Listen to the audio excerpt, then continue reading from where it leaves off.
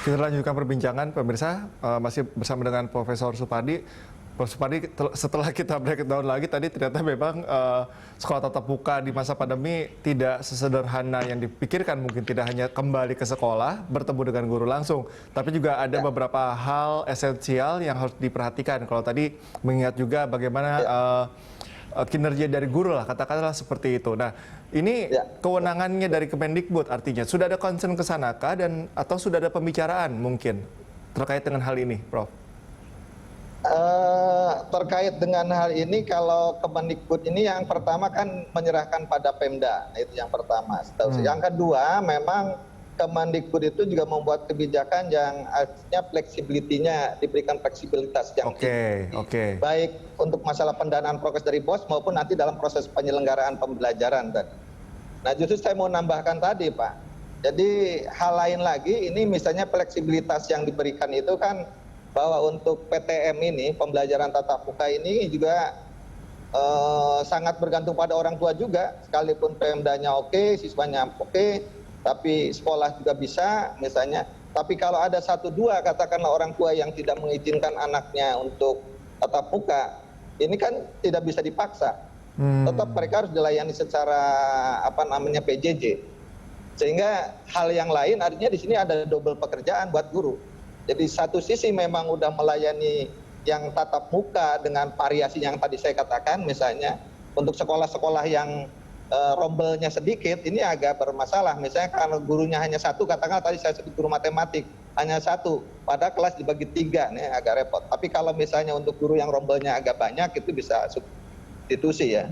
Nah, yang kedua adalah ini, kalau misalnya dalam satu sekolah ada, katakanlah gak usah banyak, 1 orang saja, kan secara berkeadilan sesuai ketentuan Kemendikbud ya harus dilayani. Kalau ada misalnya orang tua tidak mengizinkan anaknya untuk tatap muka, maka dia harus dilayani secara PJJ. Nah, dalam hal ini artinya ya seorang guru jadi double tambah pekerjaannya. Nah, untuk itulah maka tadi saya katakan di awal, vaksinisasi untuk guru dan tenaga pendidikan itu sudah prioritas gitu, dan harus diupayakan. Yang keduanya ya adalah mengimbau, saya dalam kesempatan ini juga berharap semua stakeholder, masyarakat, terutama orang tua, janganlah kalau ada sedikit misalnya persoalan dengan pembelajaran tatap muka nanti misalnya, janganlah guru yang dipersalahkan misalnya, karena guru sudah berupaya dan dia sudah punya beban yang cukup berat. Oke, karena gitu, di masa transisi tidak akan ada, karena kita sesuatu yang sudah ajak aja ada yang tidak sempurna, apalagi di masa transisi ya, Prof. Iya, betul. Di samping itu juga yang saya katakan tadi, beban guru jadi nambah, Pak. Nambah jadi beban dia. Nah, artinya kalau begitu tetap memungkinkan dong, Prof. Artinya ketika sistem pembelajarannya mungkin di mix, begitu. Ada mungkin 1 hari itu tatap muka, kemudian diselingi dengan daring. Memungkinkan atau tidak sebetulnya dengan opsi seperti itu? Kalau kondisi itu kemungkinan besar iya, karena bahkan hasil penelitian untuk penunjang pendidikan yang lebih tinggi, khususnya di perguruan tinggi ya, tapi juga mungkin di SMA, SMP, ini saya kira tidak hanya di era transisi, tapi ke depan model pembelajaran mix ini atau blended ini harus menjadi tren ke depan. Jadi karena pertama kita adaptasi dengan perkembangan teknologi, yang kedua ini pembelajaran di pandemi ini kan semua sekolah, semua masyarakat sudah investasi kan di infrastruktur, misalnya sarana prasarana, jadi ini juga supaya tidak mubazir. Jadi kemungkinan nanti ada subject matter atau mata pelajaran yang bisa online kan, di PJJ kan, dan ada yang tatap muka kan.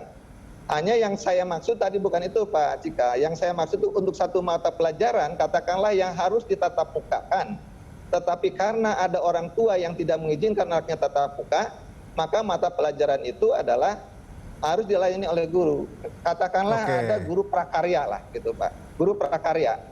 Prakarya ini kan misalnya kebijakan sekolah untuk mata pelajaran ini adalah tatap muka. Karena prakarya kan harus skill, harus diawasi terlibatan. Tapi ada orang tua untuk mata pelajaran prakarya ini tidak mengizinkan anaknya untuk tatap muka. Tapi dia minta dilayani dengan PJJ.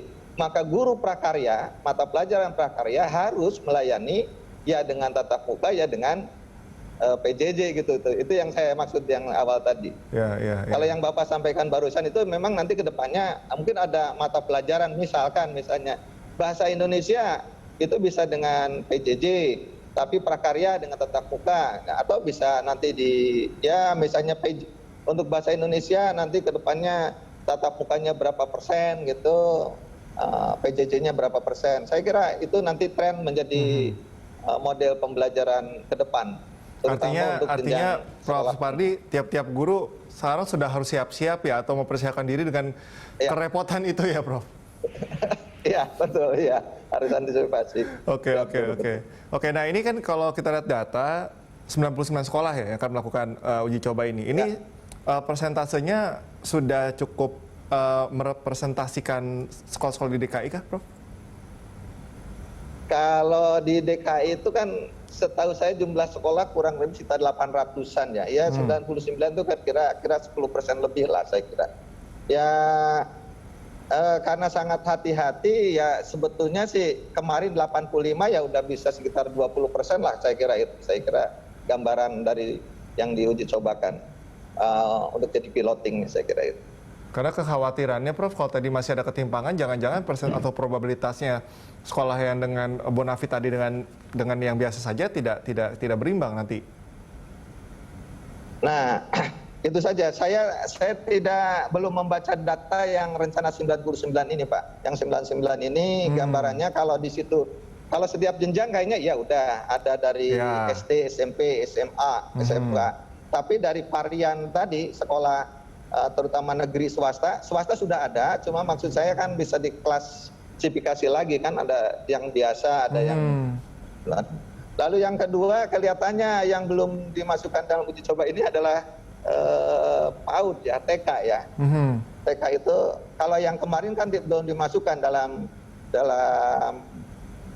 uji coba yang tahap pertama itu mulai dari yang SD ya, yang TK belum.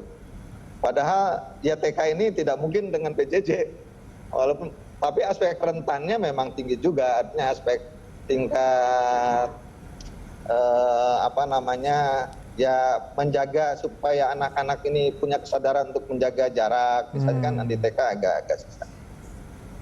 Walaupun sebetulnya ada tambahan, Pak. Ini saya di luar ini sebetulnya ini mumpung sekarang ini mau masuk ke sistem pendaftaran peserta didik baru ya. Silakan. PPDB.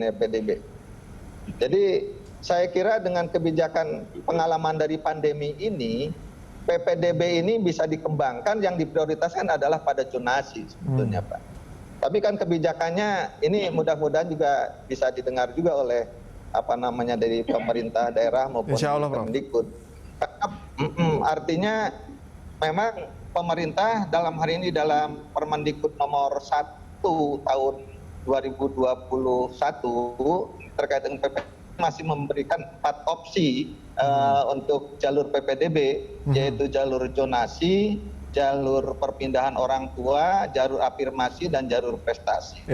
Nah, justru maksud saya jalur prestasi ini kan yang membuat siksa, kadang-kadang orang memilih sekolah gitu, jauh dari tempat tinggalnya kan gitu misalnya, dengan alasan ada sekolah favorit tertentu misalnya gitu. Tapi di satu sisi ini membuat persoalan nanti kalau misalnya terjadi kondisi pandemi seperti ini, untuk homogenitas jadi tingkat untuk menjaga sterilisasi peserta didik dan warga sekolah kan menjadi agak bias. Berbeda halnya kalau zonasi yang dikembangkan. Kalau zonasi yang dikembangkan, yang diprioritaskan, misalnya bila perlu dalam kondisi tertentu ya udah 100% itulah zonasi sebetulnya, misalkan gitu. Karena dengan 100% zonasi, walaupun tidak mungkin sih 100% saya kira. Ya misalkan katakan 90, kalau sekarang kan hanya 50% tuh minimal gitu ya, batasan minimal misalnya. Nah kalau misalnya bisa 90% zonasi, artinya kan anak sekolah itu kan relatif yang dekat di lingkungannya dalam satu wilayah, Pak.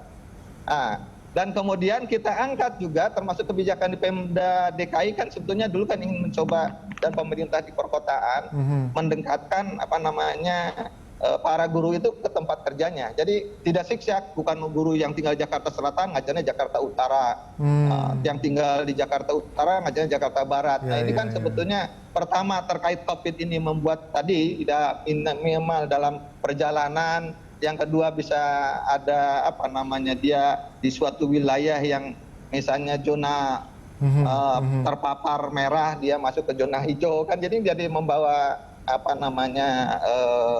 perpindahan tadi, transmisi tadi. Itu yang pertama. Yang kedua, sebetulnya kalau zonasi ini bisa dikembangkan banyak, khususnya apalagi kayak di DKI, itu kan akan mengurangi tingkat kemacetan. Karena orang tinggal ada di sekitar mereka akan beraktivitas dari dekat tempat tinggal mereka ya. Iya. Nah, yang ketiga, tujuan pemerintah untuk membuat bahwa semua sekolah sama itu akan tercapai. Kalau sekarang jadi tidak ada lagi dikotomi sekolah unggulan dan sekolah tidak unggulan.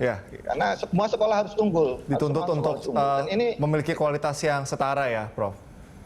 Yang setara, dan itu kan undang-undang itu, undang-undang dasar bahwa semua warga negara mendapatkan pengajaran. Oke, Prof. Supardi, ini mungkin poin terakhir, pandangan Anda pada situasi seperti apa nantinya sekolah bisa melakukan betul-betul full pembelajaran normal tatap muka?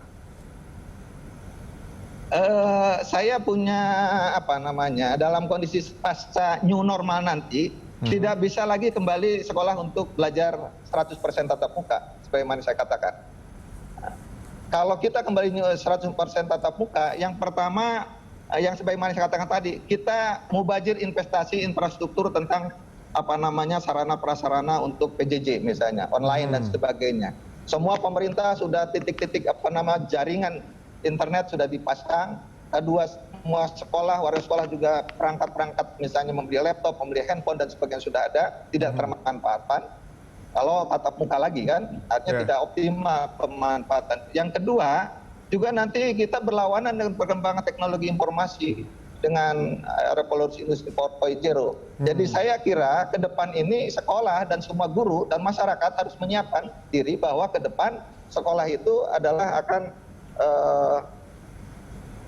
blended nanti pembelajarannya, Pak.